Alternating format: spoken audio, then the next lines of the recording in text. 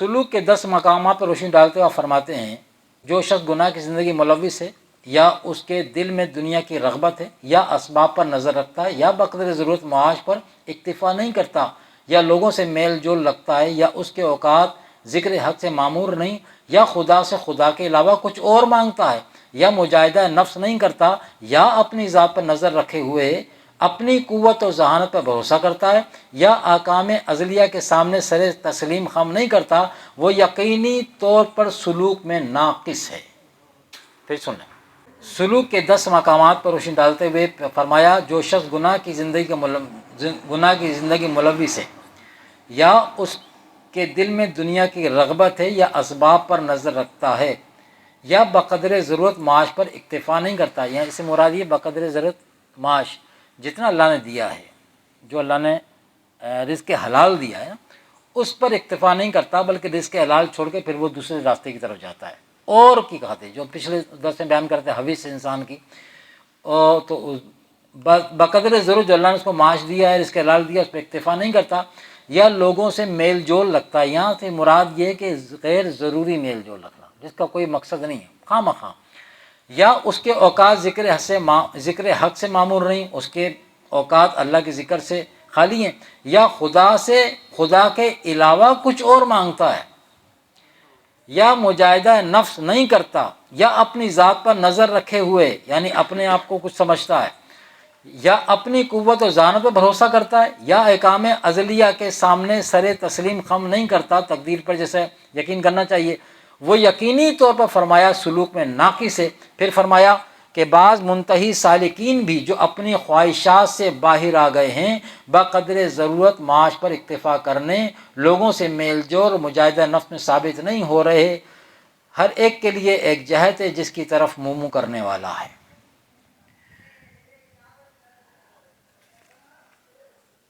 فرماتے یہ بڑی قابل غور بات ہے، فرماتے کہ اولیاء بھی کبیرہ گناہوں سے محفوظ نہیں، یہ عقیدہ اہل سنت جماعت ہے، یہ عقیدہ اہل سنت الجماعت ہے۔ ہم معصوم کسے سمجھتے ہیں؟ صرف انبیاء علیہ السلام۔ انبیاء علیہ السلام کے علاوہ اس کائنات میں اور کوئی معصوم نہیں ہے، یا ان جیسا کوئی معصوم نہیں ہے۔ معصوم یہ فقیر اس لیے کہہ رہا ہے کہ بچوں کو معصوم کہہ دیتے ہیں نا، لیکن بچوں کی معصومیت بھی انبیاء کرام کی معصومیت پہ جا کے آپ نہیں برابری پہ کریں گے، وہ الگ معاملہ ہے۔ تو اولیاء کرام بھی سے بھی گناہ سرزد ہو سکتا ہے اگر اتفاقاً اب آگے تعلیم دے رہے ہیں، اگر اتفاقاً کسی اللہ والے سے، جس کو آپ کہتے ہیں یار یہ اللہ کا دوست ہے، اللہ کا ولی ہے، اگر اتفاقاً کسی سے حرکت سرزد ہو جائے، ٹھیک ہے، اس سے کوئی لغزش ہو جائے، تو اسے ولایت سے خارج سمجھنا جہالت ہے۔ ایک اس کی برائی دیکھ کر اور یہ کہاں سے آیا، یہ کہاں سے اللہ کا دوست ہو، یہ کیسے اللہ کا ولی وغیرہ وغیرہ، اس پہ آوازیں کسنا، پھر ڈنڈورے پیٹنا وغیرہ وغیرہ، تو فرمایا اسے اس ایک گناہ کو سامنے رکھ کے اور پھر اسے یہ سمجھنا کہ یہ تو اللہ کا ولی کیسے ہو سکتا ہے، فرمایا یہ کہنے والا جاہل ہے۔ کون کہہ رہا ہے یہ؟ امام ربانی کے پیر و مرشد خواجہ باقی باللہ رحمۃ اللہ فرما رہے ہیں، فرمایا وہ کہنے والا جاہل ہے۔ دیکھنا یہ چاہیے کہ وہ اکثر کس حال میں رہتا ہے، جسے ایک گناہ سرزد ہوا اور اسے لے کے اڑ گئے، یہ دیکھو کہ اس کا اکثر حال کیا رہتا ہے۔ تقاضائے بشری کے تحت کسی غلطی پر اسے معذور سمجھنا چاہیے، غلطی انسان سے ہوتی ہے۔ ہمارے طریقے کا دار و مدار 3 باتوں پر ہے: اہل سنت جماعت کے عقیدے پر ثابت قدمی، دوام آگاہی اور عبادت۔ اگر کسی شخص میں ان 3 میں سے کسی ایک میں بھی فطور پڑ جائے تو ہمارے طریقے سے خارج ہے۔ مزید فرماتے ہیں آپ، اگر کسی کو اس سلسلے کے شیخ سے ایسی محبت ہو جائے کہ اس کی عدم موجودگی میں بھی اس کی صورت حاضر رہتی ہو، یہ بڑی قابل غور بات ہے۔ اگر کسی کو اس سلسلے کے شیخ سے ایسی محبت ہو جائے کہ اس کی غیر موجودگی میں بھی اس کی صورت حاضر رہتی ہو تو طریقہ رابطہ اختیار کرنا چاہیے۔ اس طریقے کا مدار دونوں طرف کے جانبین پر ہے، جس طرح روئی آتشی شیشے سے مقابل ہو کر سورج کی حرارت حاصل کرتی ہے۔ طالب اور شیخ کی مثال روئی اور آتشی شیشہ آفتاب نما کی ہے۔ یہ طریقہ ابو بکر صدیق رضی اللہ تعالیٰ کا ہے، کیونکہ انہیں حضور علیہ الصلوۃ والسلام سے نسبت محبت بدرجہ کمال حاصل تھی۔ آپ کی نسبت حبی ہے۔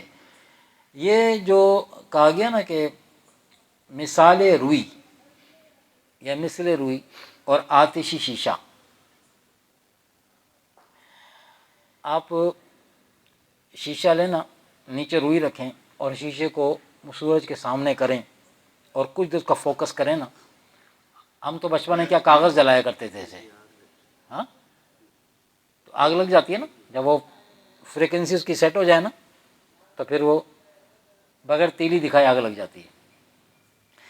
یہ وہ چیز ہے انعکاسی، سورج کی روشنی انعکاس ہوتی ہے اس عدسے میں سے، اور پھر ایک خاص پوائنٹ پہ جیسے آپ مراقبہ، جو مراقبہ وہی چیز ہے، جب مراقبہ کاملیت کی طرف آتا ہے تو پھر یہی حال ہوتا ہے۔ تو آپ فرماتے ہیں کہ یہاں معاملہ کیا ہے کہ شیخ کی محبت میں ایسا مستغرق ہو جائے کہ وہ شیخ کے پاس سے جب ہٹ کے جائے نا تو پھر بھی شیخ کی صورت اس کی نگاہوں میں گھومتی رہے۔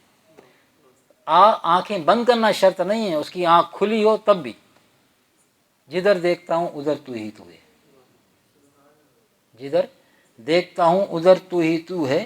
یہ معراج الفت نہیں ہے تو کیا ہے؟ اچھا جی، فرماتے ہیں پیر تین طرح کے ہوتے ہیں۔ ایک پیر خرقہ، جس سے خرقہ ملتا ہے، ٹھیک ہے، دوسرا پیر تعلیم، اور تیسرا پیر صحبت۔ فرماتے ہیں پیر خرقہ وہ ہے جو خرقہ پہنا کر خلافت عطا کرتا ہے، یہ ایک نمبر پر ہے۔ پیر تعلیم ذکر کی تعلیم دینے والے کو کہتے ہیں۔ پیر صحبت وہ ہے جس کی صحبت میں رہ کر روحانی ترقیاں حاصل کی جائیں۔ فرماتے ہیں کہ ہندوستان میں چشتیہ قبریہ میں دار و مدار، یہ چشتیہ سلسلے کا ذکر ہو رہا ہے، چشتیہ سلسلے میں دار و مدار پیر خرقہ پر ہے، اور وہ کسی شخص کے لیے کئی پیروں کو تسلیم نہیں کرتے۔ بعض بزرگوں کے نزدیک پیر خرقہ اور پیر تعلیم کا متحد ہونا یعنی ایک سے زائد ہونا مکروہ ہے، لیکن پیر صحبت کئی ہو سکتے ہیں بشرطے کہ پہلا پیر اجازت دے یا اس کی صحبت فوت ہو جائے۔ یعنی صحبت فوت ہونے سے مراد یہ ہے کہ یا تو اس کی اتنی دور ہو کہ اب اس کے پاس ہی نہیں جا سکے، اور یا پھر اس کے شیخ کا وصال ہو جائے۔ جب شیخ کا وصال ہوگا تو صحبت آٹومیٹک ختم ہو جائے گی۔ تو اس صورت میں پھر جس شیخ سے خرقہ لیا ہے نا، جس شیخ سے خلافت کا خرقہ لیا ہے، تو پھر اب دوسرے اپنے شیخ کے وصال کے بعد پھر کسی دوسرے شیخ کے پاس جا سکتا ہے۔ آپ نے آخر میں آپ نے فرمایا کہ ہاں پیر خرقہ ایک سے زائد نہیں ہو سکتے، لیکن پیر تعلیم اور پیر صحبت کئی ہو سکتے ہیں۔ یہ بات پائے ثبوت کو پہنچ چکی ہے کہ وحدت الوجود کے سوا ایک اور وسیع راہ ہے، اور وحدت الوجود کی راہ اس شاہراہ کے مقابلے میں محض ایک تنگ کوچہ ہے۔ بعد از موت، ابن عربی رحمۃ اللہ علیہ کا قول ہے، کس کا؟ حضرت ابن عربی رحمۃ اللہ علیہ کا قول ہے کہ جو شخص درست اعتقاد اور صحیح نیت کے ساتھ شریعت پر عمل پیرا رہے تو اگر اسے زندگی میں ذوق وجد حاصل نہ ہو تو موت کے بعد اسے عطا کیے جاتے ہیں۔ بہت سارے پچھلے کسی درس فقیر نے اس پر روشنی ڈالی تھی کہ ضروری نہیں ہے کہ یہاں پہ ہر کسی کو جو طریقت میں ہوتا ہے تو ہر کسی کو یہ جو کیفیات ہوتی ہیں وہ لازمی اسے فیل ہو، محسوس ہو۔ امام ربانی رحمۃ اللہ فرماتے ہیں کہ آپ فرماتے ہیں مکتوبہ شریف میں کہ کئی اولیاء اکرام ایسے ہیں جو اس دنیا سے چلے جاتے ہیں، انہیں اپنی ولایت کی خبر ہی نہیں۔ فرماتے ہیں جب انہیں اپنی ولایت کی خبر نہیں، دوسرے کو کیا ہوگی؟ اللہ نے ان سے انہی کو چھپایا ہوا ہے، ان سے انہی کو چھپایا۔ اللہ کی بارگاہ میں ولایت پر ہیں لیکن اللہ ان پہ ظاہر نہیں کر رہا، انہیں اس حال میں رکھا ہوا ہے کہ ان پہ ظاہر نہیں کر رہا۔ تو اب یہ ہوتا کیا ہے؟ تو ابن عربی رحمۃ اللہ علیہ اس بات کو کھول کے بیان کر رہے ہیں۔ آپ فرماتے ہیں کہ ہوتا کیا ہے کہ شرط کیا ہے کہ وہ اپنے جو مشائخ ان کے طریقے پہ ثابت قدمی سے چل کے جب وہ آخری ٹائم پہنچتا ہے نا وقت نزا، تو وقت نزا اس وقت اس سے وہ چیز عطا کر دی جاتی ہے۔ اب اس میں اللہ کی حکمت ہے کہ زندگی میں اس کو نہیں ظاہر کیا۔ اور حضرت خواجہ رحمۃ اللہ علیہ نے ایک قول بیان کر کے فرمایا کہ بلکہ ایسے شخص کو اسی جہاں میں سکرات الموت کے وقت اس دولت سے مشرف کر دیتے ہیں، اور بعد کو موت کے بعد بھی عطا کر دیا جاتا ہے۔ ایک تو سکرات کے وقت، نزا کے وقت، وہ جو زندگی میں اس کو نہیں ظاہر کیا، اس وقت اس کا عالم کیا ہوتا ہوگا جب جہاں کنی تو بڑا سخت معاملہ ہے نا، جہاں کنی کا معاملہ بڑا سخت معاملہ ہے۔ اب پروردگار عالم اس سخت وقت میں اس جو اتنی بڑی نعمت اسے چھپائی، جب ایک بندے کی روح قبض ہونے کا ٹائم ہو، اسے پتہ، وہ تو اپنے کو معمولی آدمی سمجھ رہا ہے نا، وہ معمولی آدمی سمجھ رہا ہے، اور اچانک اللہ تبارک تعالیٰ فرشتوں کے ذریعے اسے خوشخبری سنوائے، یا اس کا مرشد آ جائے روحانی طور پہ اور اس سے آ کے خوشخبری دے کہ بھائی آپ منصب ولایت پہ فائز ہو۔ اب اس کی روح بس رخصت ہو رہی ہے، اور یہ خوشخبری لے کے جب اس کے، تو اب اس کی آپ اندازہ لگا سکتے ہیں کہ خوشی کا عالم کیا ہوگا اس کا جاتے جاتے، دنیا سے جاتے جاتے۔ اللہ کی کام میں حکمت ہوتی ہے نا، این ممکن، اللہ بہتر جاننے والا ہے کہ این ممکن ہو، بعض لوگ نہیں سنبھال پاتے، بہک بھی جاتے ہیں۔ تو اللہ تبارک و تعالیٰ اپنی حکمت کے اندر اپنے بندوں کی بہتری ہی چاہتا ہے، تو بعض پہ سے وہ چیزیں پوشیدہ کر دیتا ہے کہ ظاہر ہوں گی تو نفس و شیطان کے حملے ہوں گے، اٹیک ہوں گے، نہیں سنبھال سکا تو اس نعمت سے چلا جائے گا۔ اللہ اس کو بچانا چاہتا تو نعمت ظاہر ہی نہیں کرتا اس کے اوپر، میں اس کو اپنا ولی بنا کے اٹھاؤں گا، تو دنیا والوں کے سامنے اس کو ظاہر نہیں فرماتا۔ آپ فرماتے ہیں آنکھ کے ساتھ اللہ تعالیٰ کی رؤیت یعنی دیدار موت کے بعد ہی ہوگا، کیونکہ رؤیت مکمل انکشاف کا نام ہے۔ جب تک روح کا تعلق اس بدن کے ساتھ ہے انکشاف نہیں ہو سکتا، کیونکہ روح خواہ کتنی ہی بے تعلق ہو جائے کم سے کم حیات کا تعلق باقی رہے گا، یعنی زندگی کے ساتھ۔